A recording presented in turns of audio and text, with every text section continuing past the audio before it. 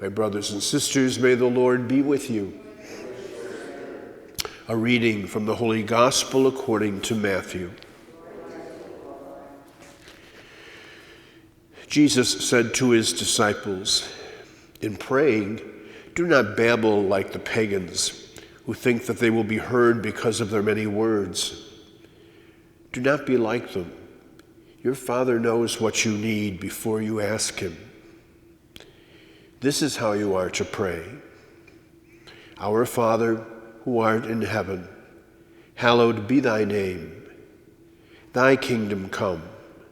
Thy will be done, on earth as it is in heaven.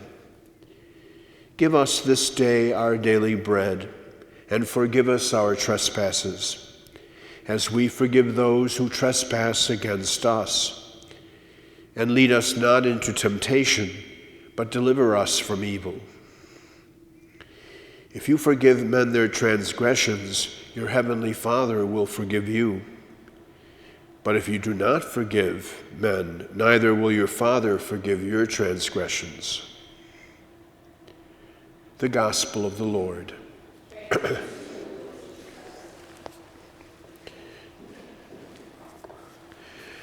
The three pillars of the Lenten season are almsgiving, prayer, and fasting, and the scriptures today focus specifically on the concept of prayer and on the power of word. And the first reading in Isaiah reminds us that the word of the Lord is always effective. It always produces something. It's never barren.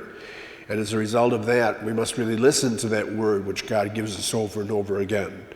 Of course, the early church, in reflecting upon who Jesus was, come to the realization theologically that he is the Word made flesh.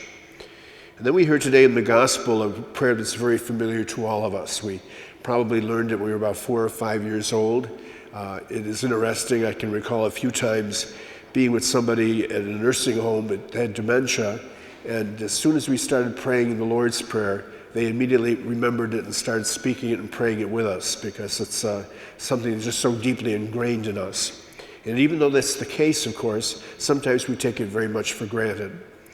St. Teresa of Avila once commented that it takes her over an hour sometimes to get through the Lord's Prayer.